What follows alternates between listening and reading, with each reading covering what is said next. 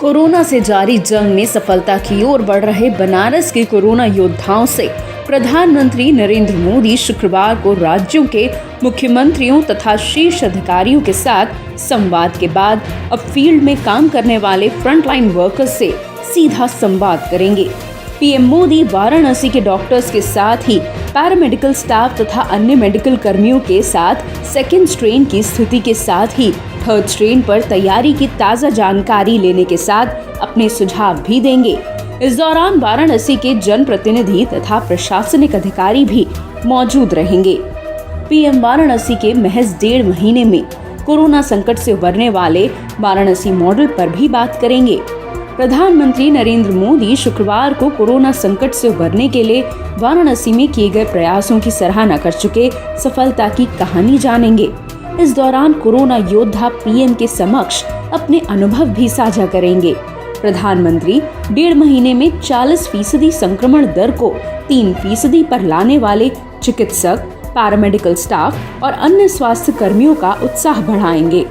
बीते 2 दिन से विभिन्न राज्यों के जिलाधिकारियों के साथ गुरुवार को उत्तर प्रदेश के भी साथ डीएम के साथ वर्चुअल संवाद करने वाले पीएम नरेंद्र मोदी आज यानी शुक्रवार को अपने संसदीय क्षेत्र वाराणसी के कोरोना वॉरियर्स से वार्ता करेंगे।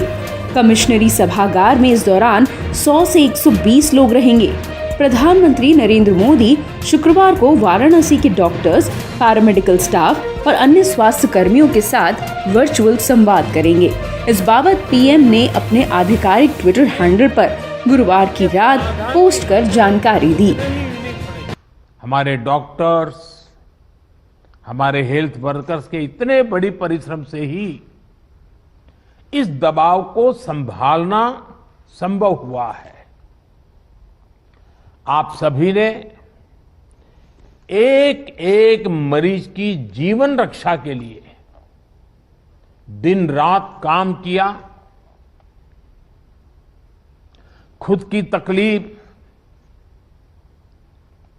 आराम, इन सब से ऊपर उठकर जी जान से जुटे रहे, काम करते रहे। आपकी इस तपस्या से बनारस ने जिस तरह इतने कम समय में खुद को संभाला है, आज पूरे देश में उसकी चर्चा हो रही है। साथियों, इस मुश्किल दौर में बनारस की सेवा में लगे हमारे जनप्रतिनिधियों ने और अधिकारियों ने भी, हमारे सुरक्षा बलों ने भी लगातार काम किया है।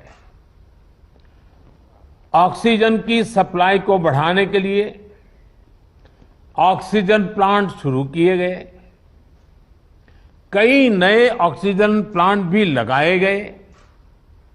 बनारस समेत पूर्वांचल में नए वेंटिलेटर्स और ऑक्सीजन कॉन्सेंट्रेटर्स की भी व्यवस्था की गई। साथियों, बनारस ने जिस स्पीड से इतने कम समय में ऑक्सीजन और आईसीयू बेड्स की संख्या कई गुना बढ़ाई है, जिस तरह से इतनी जल्दी पंडित राजन मिश्र कोविड अस्पताल को सक्रिय किया है, ये भी अपने आप में एक उदाहरण है। आधुनिक तकनीक वाली नई मशीन्स आने से यहां आरटीपीसीआर टेस्ट की संख्या भी बढ़ी है। मुझे बताया गया है कि बनारस का इंटीग्रेटेड कोविड कमांड सेंटर भी बहुत व्यवस्थित तरीके से काम कर रहा है। आपने जिस तरह से टेक्नोलॉजी का प्रयोग किया, सभी जरूरी व्यवस्थाओं को मरीजों और आम लोगों के लिए सुलभ बनाया, वो अनुकरणीय है। हमारे देश में पिछले कुछ वर्षों में जो योजनाएं बनी, जो अभियान चले, उसने कोरोना से लड़ने में काफी मदद की है। स्वच्छ भारत अभियान की वजह से बने शौचालय हो। आप सोचिए, जब 2014 में आप लोगों ने मुझे सांसद चुन करके भेजा और जब मैं आपका धन्यवाद प्रस्ताव करने के लिए आया था,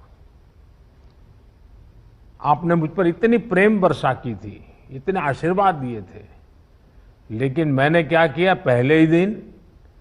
पहले दिन देने की कोई बात ही नहीं की। मैंने मांगा आपसे, काशीवासियों से मांगा और मैंने पब्लिकली कहा था कि आप मुझे वादा कीजिए, हम काशी को स्वच्छ करेंगे।